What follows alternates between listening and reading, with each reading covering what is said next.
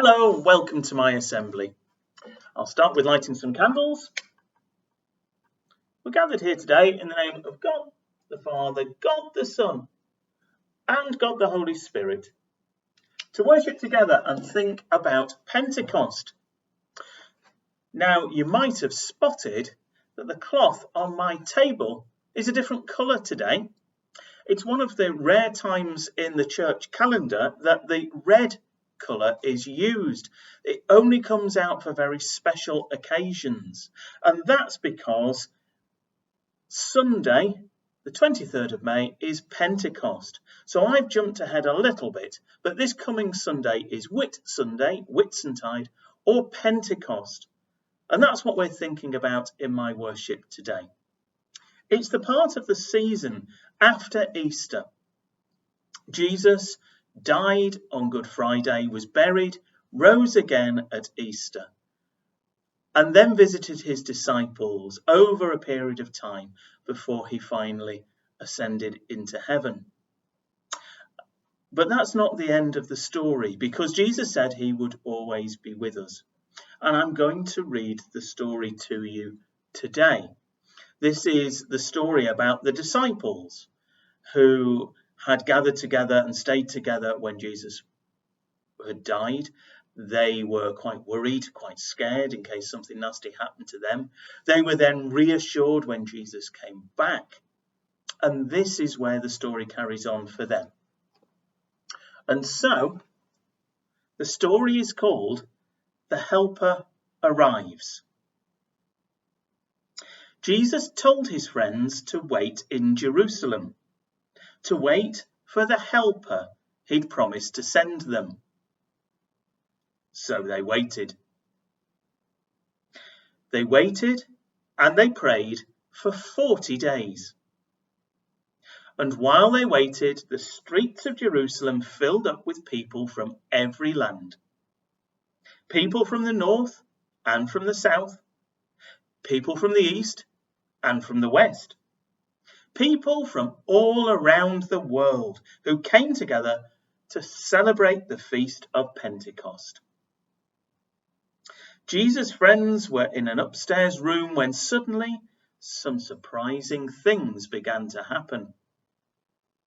They heard a wind blow, harder than the fiercest storm.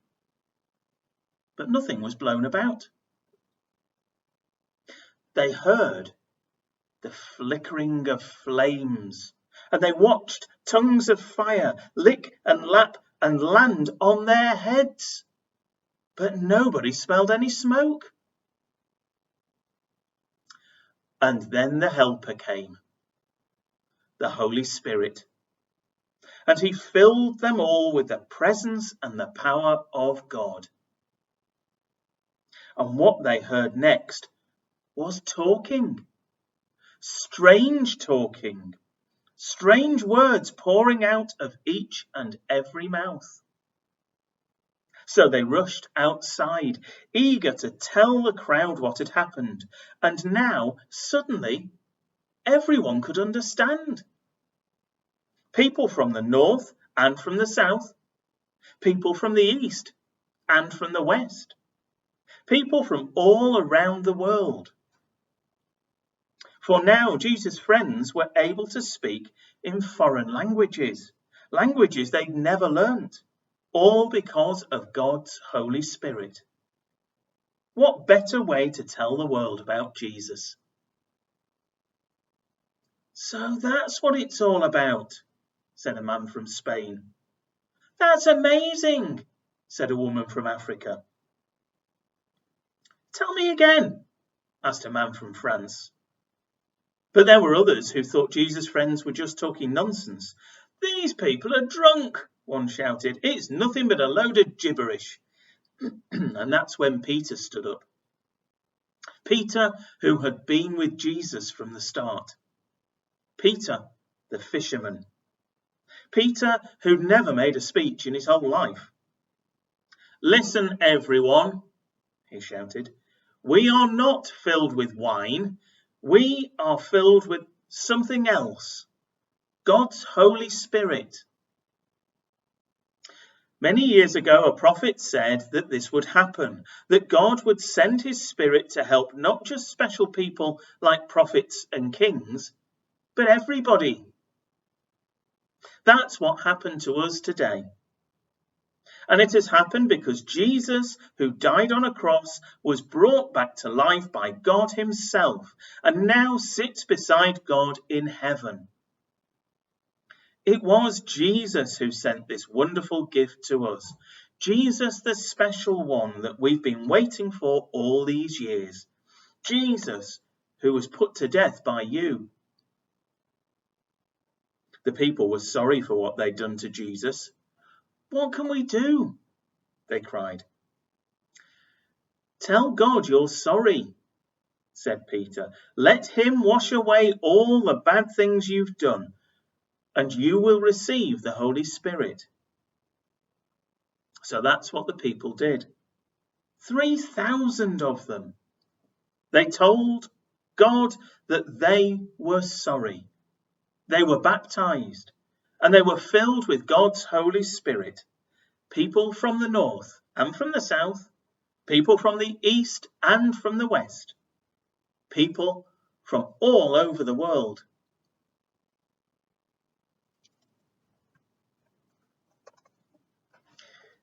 I think that must have been a really special time for the disciples. And that's why we have this celebration red colour in our church, in our school at the moment.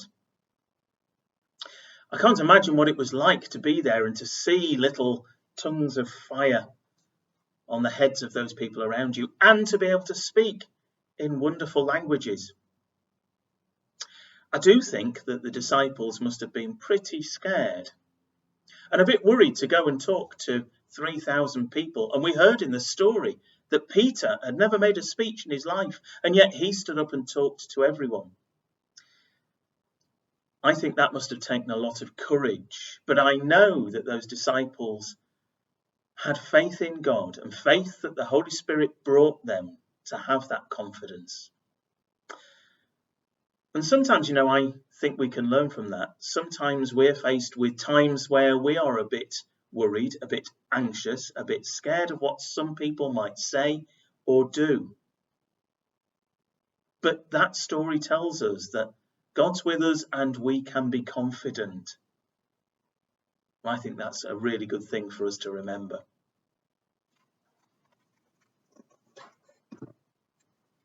I'm going to say a prayer, so put your hands together and close your eyes and just listen to the words.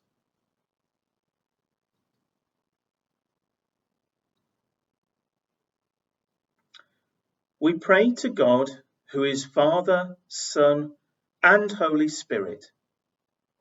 Thank you that you have sent us the power of the Holy Spirit. Please fill us up each day with the Holy Spirit, that we would have the power to live for Jesus and let his light shine in our lives. God of mercy, fill us up with your Spirit and guide us as we try to share your peace in our world. We ask this through Christ our Lord. Amen.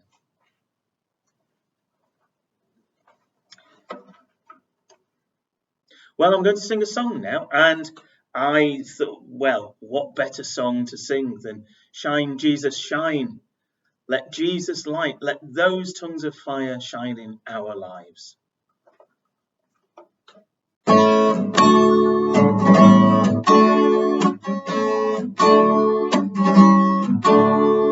Lord, the light of your love is shining in the midst of the darkness shining. Jesus, light of the world, shine upon us. Set us free by the truth you now bring us. Shine on me. Shine on me. Shine, Jesus, shine. Fill this land with the Father's glory. Blaze, Spirit, blaze. Set our hearts on fire. Oh, river flow. Flood the nations with grace and mercy. Send forth your word, Lord, and let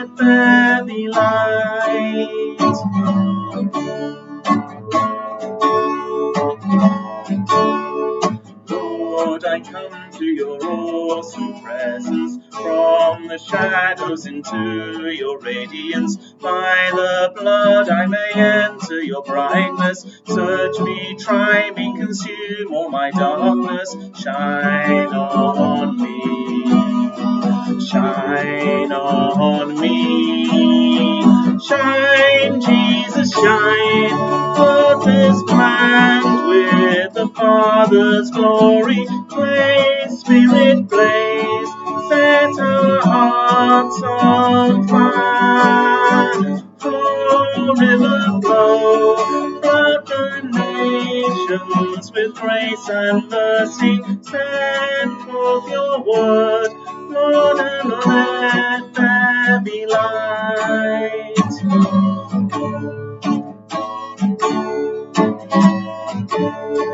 As we gaze on your kingly brightness, so our faces display your likeness, ever changing from glory to glory. As our zeal and our lives tell your story, shine on me, shine on me. Shine, Jesus, shine. Fill this land with the Father's glory. Blaze, Spirit, blaze. Set our hearts on fire.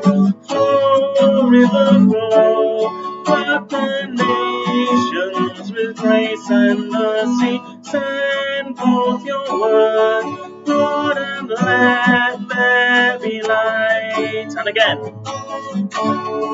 Shine, Jesus, shine. Flood the land with the Father's glory. Blaze, Spirit, blaze. Set our hearts on fire. Flow, river, flow. Flood the nations with grace and mercy. Send forth your word, Lord, and let there be light.